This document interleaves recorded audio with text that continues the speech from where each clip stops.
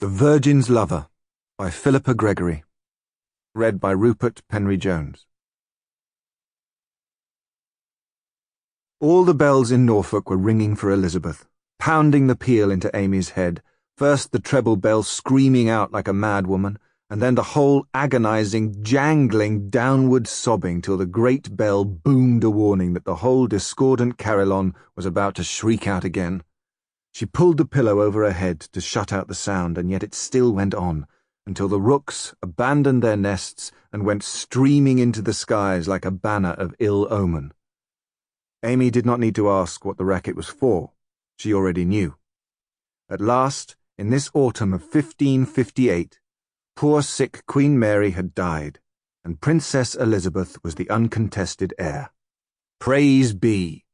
Everyone in England should rejoice. The Protestant princess had come to the throne and would be England's queen, and the fear-filled days of Mary Tudor could be forgotten.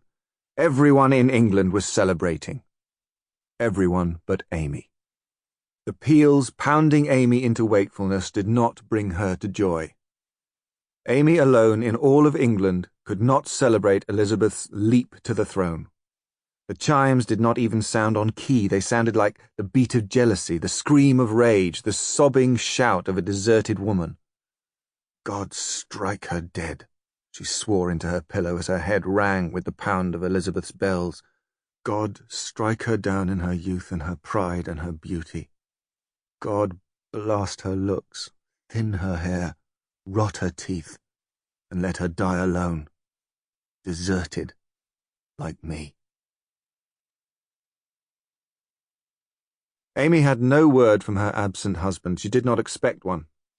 Another day went by, and then it was a week.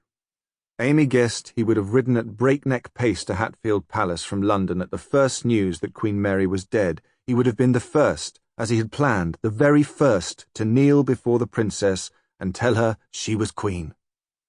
Amy guessed that Elizabeth would already have a speech prepared, some practised pose to strike, and for his part, Robert would already have his reward in mind. Perhaps even now he was celebrating his own rise to greatness as the princess celebrated hers. Amy, walking down to the river to fetch in the cows for milking because the lad was sick and they were short-handed at Stanfield Hall, her family's farm, stopped to stare at the brown leaves unravelling from an oak tree and whirling southwest to Hatfield, where her husband had blown, like the wind itself, to Elizabeth. She knew she should be glad that a queen had come to the throne who would favour him. She knew she should be glad for her family, whose wealth and position would rise with Robert's.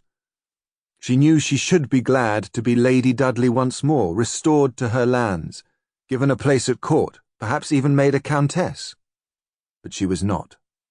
She would rather have had him at her side as an attainted traitor, with her in the drudgery of the day and in the warm silence of the night, anything, rather than ennobled as the handsome favourite at another woman's court.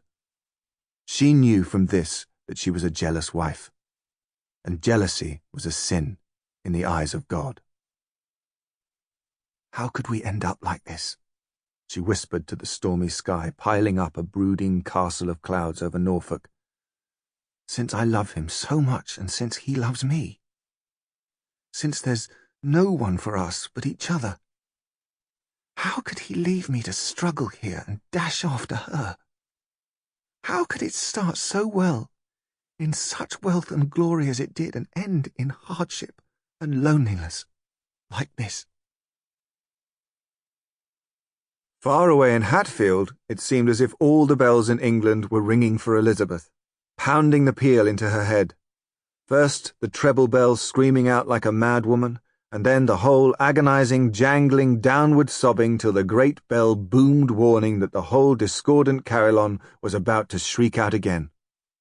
Elizabeth threw open the shutters of Hatfield Palace, flung open the window, wanting to be drowned in the noise, and still it went on, until the rooks abandoned their nests and went streaming into the dawn skies like a banner of ill omen.